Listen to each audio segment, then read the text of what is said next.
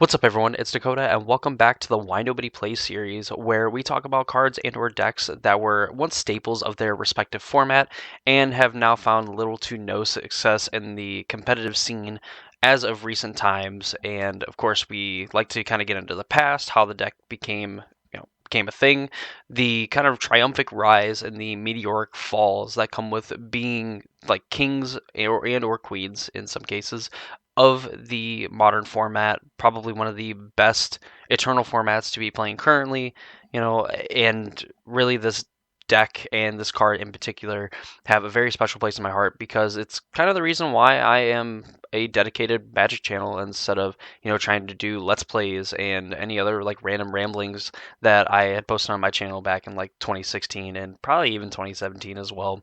So it definitely helped me out on like my journey to becoming a better competitive player and has definitely shaped and molded, my thought process when approaching Magic in a competitive sense, and then also trying to be that channel that can be helpful to newer players and kind of help them in the ways that I kind of wish I had help, when I was kind of like on my journey. So today, without further ado, let's go ahead and take a look at Grixis Shadow in particular. It's many other spin-offs of archetypes that we have seen, and the Death Shadow, I guess, in specific, because it's kind of the whole reason for the archetype to even exist, from its meme beginnings and its humble lumps that it took along the way, being this deck that kind of would fall out of the format and actually come back into the format, and it would reiterate and all the different versions and everything. It's a deck that takes you on a little bit of a roller coaster, especially if you are into, competitive Magic, if you're interested in the history of decks, if you've heard, some of your boomer friends talk about this deck and how kind of unfair it was. We'll get into exactly why all those things are true. But of course, before we get into the video, if you're not already subscribed to the channel and you want to see more content like this, please consider subscribing, ring the notification bell. It's easy and free way to support my channel. And if you go down in the description below, you'll see a link to my Discord server. Go ahead, follow the link, join over there. I'd love to have you. Love to talk about Magic and any of all that stuff. So yeah, without further ado, let's go ahead and take a look at the long-winded title of Grixis Shadow, what its various archetypes, and then the card itself. So let's go ahead, jump over and take a look. So, to get an idea of what exactly we're dealing with, the Death Shadow archetype as a whole is based around the card Death Shadow. And while it kind of defies logic in terms of, what we know about Magic, we want to curve out, we want to play our 1-drop on turn 1, 2-drop on turn 2, 3-drop on turn 3, and then obviously in the cases of some decks, as you kind of get to the later turns, you want to be able to cast, multiple spells. One turn you want to go up to 4s, 5s, and so on, and kind of be as mana efficient as possible. And Death Shadow, weirdly, it kind of breaks that mold of being a card that you don't necessarily want to play on curve. Aside from extreme examples of, getting to play, at least at the time that this deck kind of came to be, casting a bunch of Gitaxian probes, cycling a bunch of Street Wraiths, that you could play a Death Shadow on turn 1. And really, a lot of the time, playing a Death Shadow on turn 1 really wasn't even that good, albeit if it sticks around, but with how the deck's kind of evolved and everything, you'll kind of understand why even having those kinds of draws that you wouldn't necessarily want to play a Death Shadow on turn 1. So looking at it, it is a 13/13 for 1 black mana, so probably like one of the best rates of all time on a creature, hands down. It is 2 power and toughness weaker than a Emrakul the Aeon's Torn, which is kind of like the benchmark for, overpowered, like busted creatures. So imagine having to pay 15 mana for a 15/15 where you could pay 1 mana for a 13/13. Unfortunately, it has this big drawback of it getting -X, where X is your life total. So you had to be below 13 life for this card to kind of stick around. That's why I said that in those extreme cases of getting to pay 2 life for Taxian Probe, Cycle Street Wraith, Fetch Shock, that'll deal 3 damage, so on. Death Shadow, the closer you are to death, the Death Shadow gets bigger. And that's kind of the gimmick of this kind of card. So a lot of the early iterations of the Death Shadow deck are around like the modern Pro Tours. I think before we actually had like Mythic Champion, definitely before we had Mythic Championships. But during like the Pro Tour scene before we had Mythic Championships, there was a Death Shadow Zoo deck, and Zoo is essentially like this this archetype where you play like cards like Wild Nacatl, you play like Tarmogoyf, you were playing like these super efficient beaters that could take over, well, could attack through a lot of things. Like that, you play like 1 mana 3/3s, or essentially 1 mana 3/3s, and like Wild Nacatl, Tarmogoyf got bigger as kind of the game went on, and then you had Death Shadow, where you could kind of get into these games where your opponent attacks you, yeah, you lose life, but then your threat gets infinitely bigger. You got to follow it up with cards like Temur Battle Rage and Become Immense, which was kind of a popular combo at the time, especially in Standard with the Atarka red decks that were kind of flying around, where even with a Wild Nacatl, you give it +6/+6 when Become Immense. Temur Battle Rage it, that's 18 trampling damage. And with how the format was, where people were kind of like relatively careless of their life total, rare of like a few cases where it actually mattered. If you're playing against Burn or something like that, even if your opponent was like playing relatively conservative with your life total, you were playing an aggro deck, which meant that a lot of the times, like essentially 18 points of trampling damage was going to kill you, barring, if you're wise enough to end up blocking with like your whole board, in which case you probably trade your entire board for, 3 of their cards, and they still have a Death Shadow or a Tarmogoyf kind of hanging around. And then at that point, you could also just aim it at the Death Shadow or Tarmogoyf, and it's going to be way bigger than a 9/9 double striker. So at the time, we had this Death Shadow deck that got to play all the Phyrexian spells, got to play Street Wraiths, got to fetch Shock, what have you, and play like this aggressive deck, manipulate its own life total to cast Death Shadows on like turn 2 or turn 3.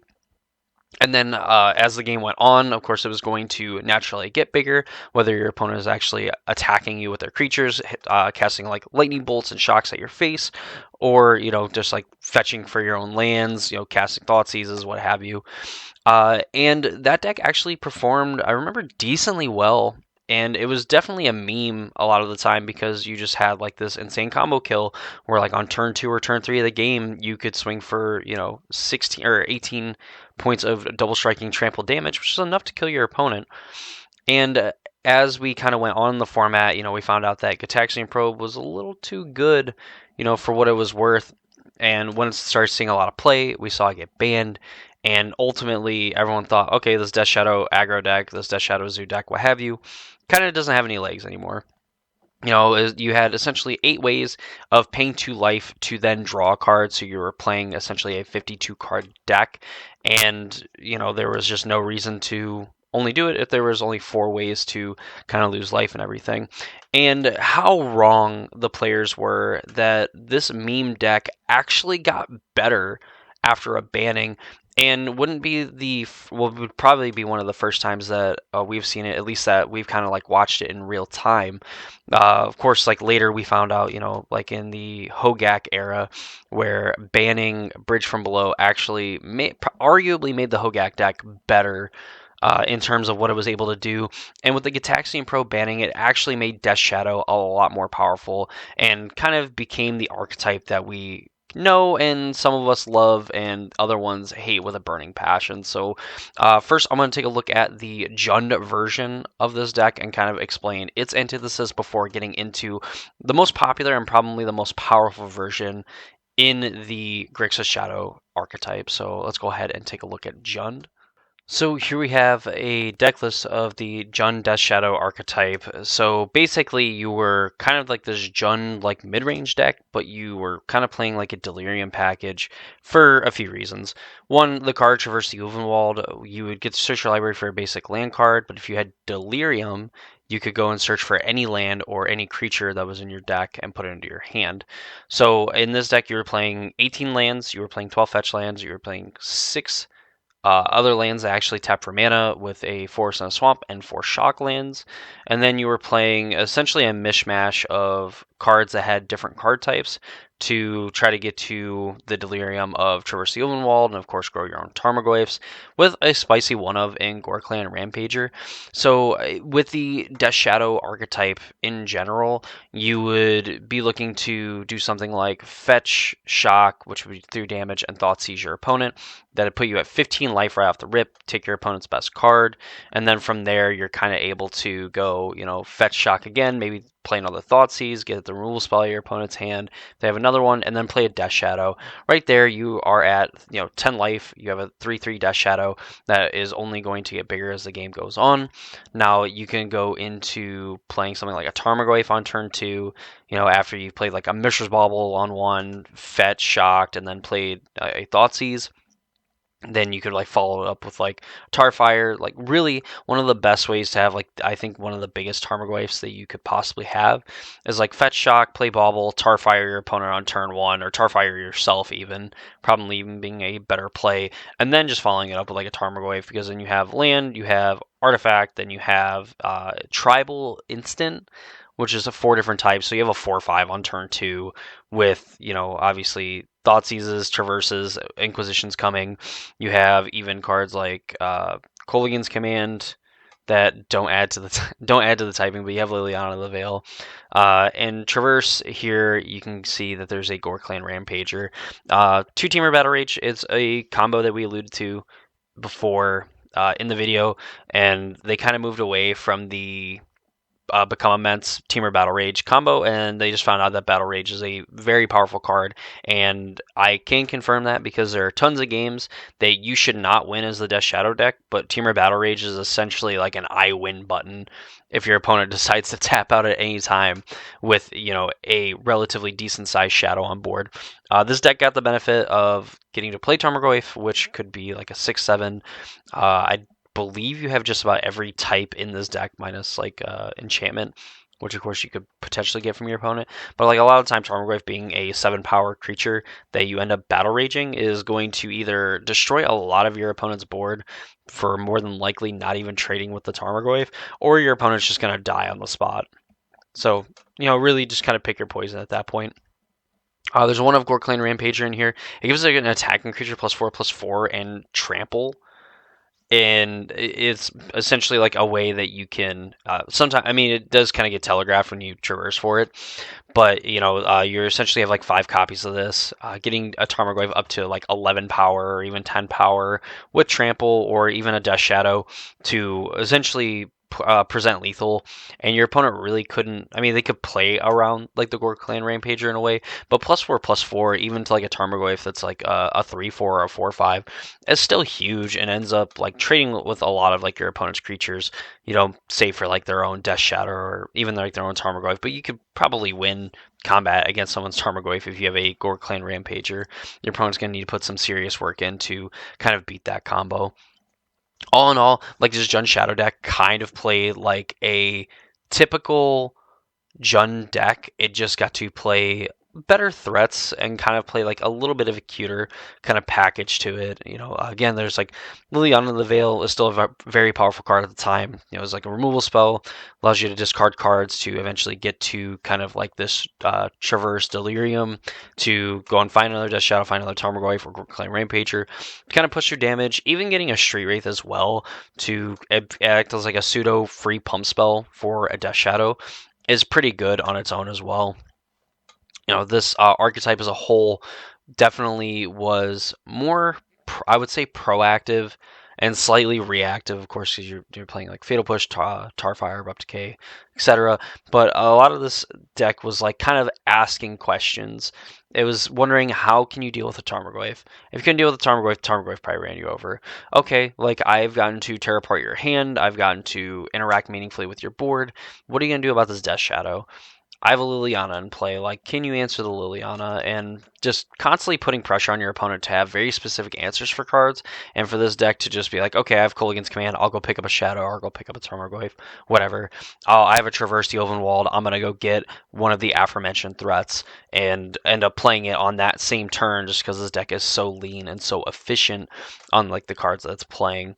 And kind of walking this razor's edge of, I have a low life total, but my creatures are going to be so massive that by the time I'm able to actually win the game, you're going to have 1 or 2 turns at most to deal with what's going on.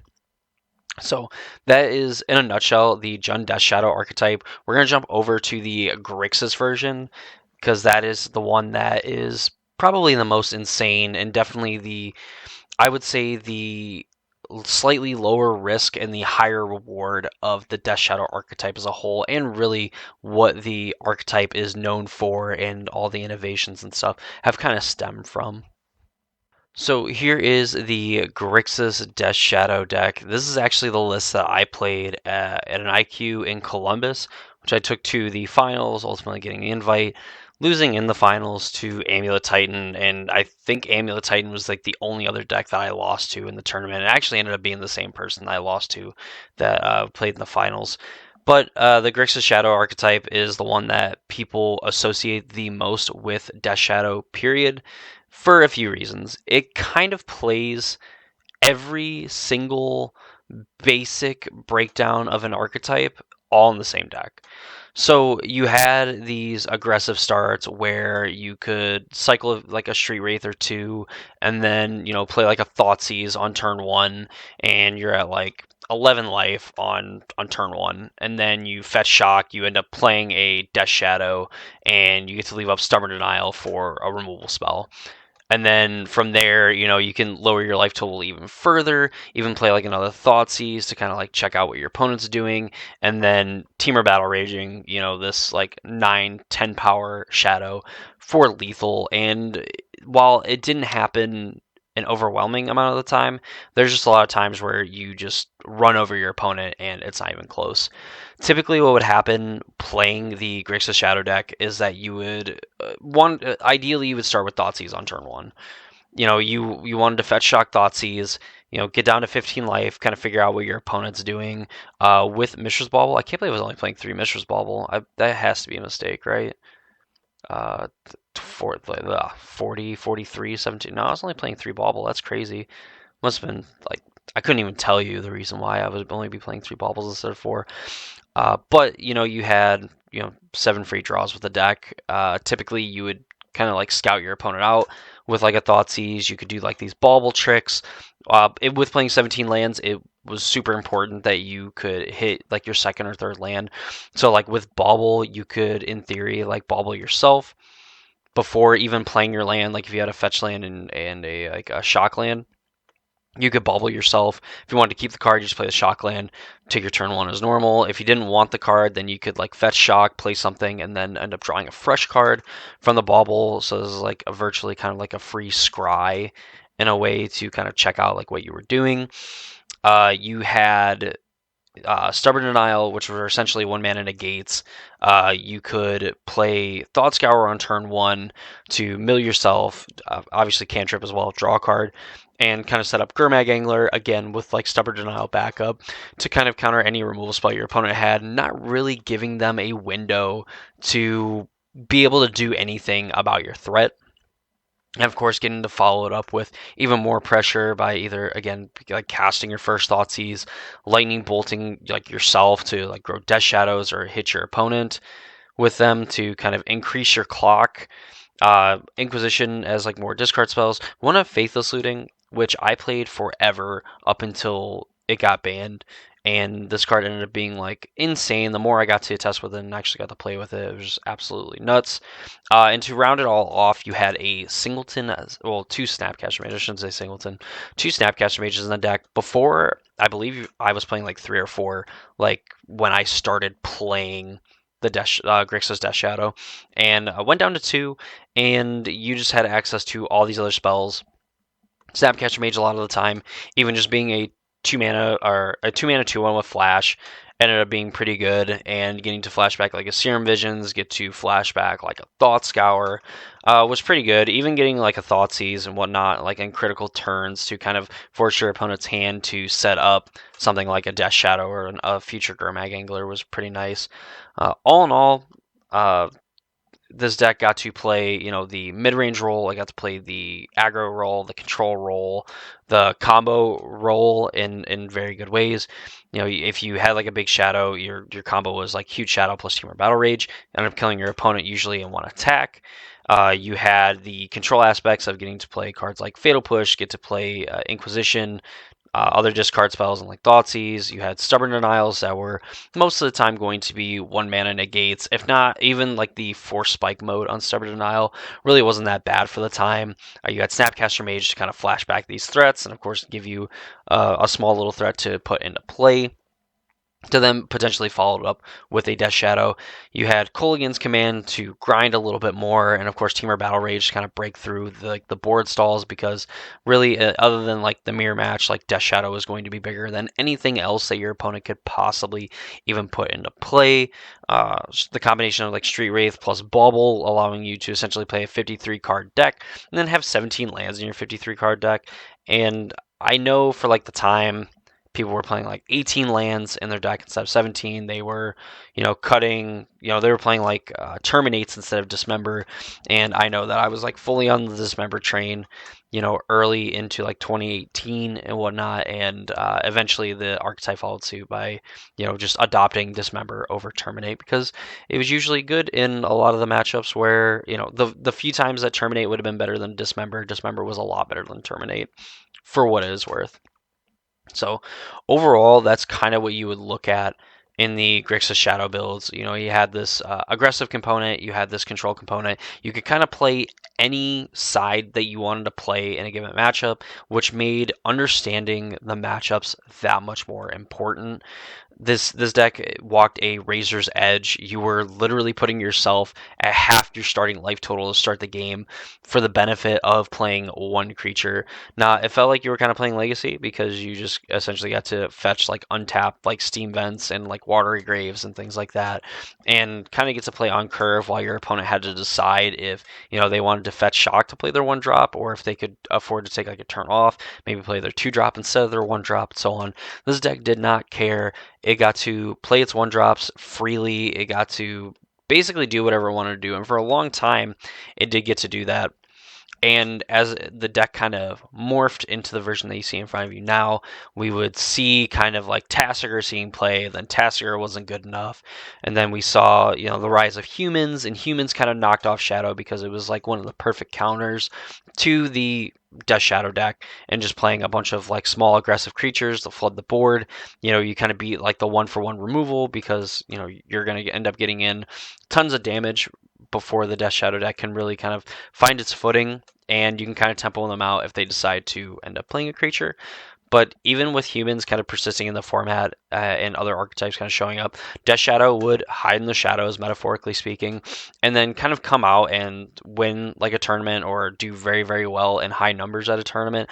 And then it would kind of just like go back to the shadows. It was a deck that seemed very hit and run in the format, where when it was good, it was amazing, and when it was bad, it felt pretty bad. For probably every tournament that I went to and I top aided, or even did just very well at, or placed very well in, there was definitely some other tournaments where, or even just games where I was playing my deck and I had no idea what the heck I was doing. Not because I didn't actually have any idea, but just the complete landscape of the meta was so different, and how to approach certain matchups just changed, and how they approached like the Death Shadow matchup really just mattered if they were prepared to play against the deck or not. And when people really weren't prepared, on top of the fact that you have this kind of like I win button a lot of the time, and you have this kind of strategy that plays, has like a hand in every single thing that you could be doing and would want to do in the format at the time, you could win a lot of games that you really should not win in kind of like a vacuum sense. So Grixis Shadow, again, this is probably like one of the most notable types of the archetype. As like kind of the format went on, when we had like Hogak format, we had like Mardu Shadow kind of showed up for a little bit, died off. You have like the Lurrus era of Shadow, where you got to play Lurrus, and then you were playing like a lot of the other cards from like Modern Horizons and like Ragavan and Dragon Rage Channeler. And while those decks were certainly Grixis Shadow archetypes, and they were a lot of fun to play, and they were really powerful, this is kind of the Grixis Shadow that people talk about, and some of them eventually get like that 1,000-yard stare of having to play against this deck, and can remember kind of how annoying it is to have to deal with this deck and to try to play through some of the BS that it would put you through. And all the theory, all the gameplays and everything, and just how much time that I personally spent into practicing, perfecting the list, trying to get the numbers right, being in a spot where I was super comfortable with playing the deck, especially in like these high pressure situations, and performing well. It was probably some of the most fun I had playing Magic. It was mentally taxing when I was like done with a tournament after I played like 8 or 9 rounds. Like I was just mentally dead. Like I did not want to think about anything else. And of course, I'd be in the car ride home, and that would last for all of like 2 seconds before like I'm kind of like analyzing the matches that I played where I could have done better, and just in general always trying to continually improve as a player. And it was after this tournament in particular, I had posted a video on my YouTube channel, and that's kind of like where things kind of stuck. I believe that I was still doing like mainly just like YouTube, like Magic content on YouTube. But it was definitely at that point where I was like, I need to kind of go on this. I want to ride the train. I want to be able to kind of make things happen. Of course, it didn't really work out. I didn't actually end up getting to go to the Invitational, just from outside circumstances, my daughter being born and things like that. Uh, even though like that was kind of like the thing that I had worked for, and I finally got it. Of course, my family, as a lot of people know if you've watched my channel for a while, over everything, has been the most important thing. And while it sucks to have not played in it, I would not change any of it. I wouldn't trade any of it. Whatever. There's always going to be more tournaments to play in, and to me that was what was important. This tournament in particular is kind of what was like, hey, I might be good at this. I might know what's going on. I might have a handle on the format. And to this day, even though I don't get to play nearly as much as I did back then, I do feel like the same way. I do feel pretty in tune, and I have this deck to really thank for that. So overall, the Grixis Shadow archetype, Death Shadow, all of its different variants and whatnot, you know, to me, even though it was kind of a gross period in Modern, even though we had probably one of the most expansive formats ever, like literally a different deck winning a different tournament every weekend, Death Shadow remained the constant in the format. It was one of the best decks. People were trying to figure out what to ban from it. People were trying to figure out, how can we beat the deck and so on. And when people kind of figured it out, we thought, oh, that was it. And it's kind of like foretelling the story of this deck, where once you count out the Death Shadow deck, it's like poetic almost, because you're just like, it's gone. There's no way. It's like the AJ Styles meme, and like Undertaker's right behind him. AJ Styles is like, yeah, sweet, like Death Shadow's on the format. We can play like this normal kind of Magic, and then Death Shadow's just standing right behind it, ready to kind of just like backhand it and just remind it that like, hey, like just because I'm not necessarily the top dog in the format does not mean that you can't respect me, and you just get RKO'd out of nowhere, but that's kind of the draw to the deck. That's always been the draw. It's a super powerful deck. You walk the razor's edge. You essentially like kind of tempt your opponent into finding a way to win the game. And, essentially you're making it more fair for them, because you just have, at the time, and probably even still, one of the most powerful one-drop creatures in the format. And one of the most powerful one-drop creatures ever printed. So what the heck happened? We know that, during this time, Grixis Shadow kind of got knocked off by humans, and it came back, and then there was Phoenix and the Hogak archetype, and Shadow was like okay, but then like kind of once they left, Shadow kind of got to hang around kind of the limelight a little bit, went away, and then we had Lurrus, and Lurrus was very good for the archetype as a whole before and after Modern Horizons 2, and then Lurrus got banned, and we had seen some other versions of Shadow, but just none that recapture kind of like the joy and the same kind of like powerful feeling of picking up and playing a Grixis Shadow deck. So ultimately, what happened? Well, for starters, like Solitude is one of the worst things to happen to Death Shadow. Solitude makes you gain life equal to that creature's toughness, or equal to that creature's power, excuse me, and if you have multiple shadows in play and your opponent's Solitude's one of your shadows and it resolves, it's going to kill the rest of the shadows. It's essentially a Maelstrom Pulse that your opponent gets to catch for free as long as they're playing white.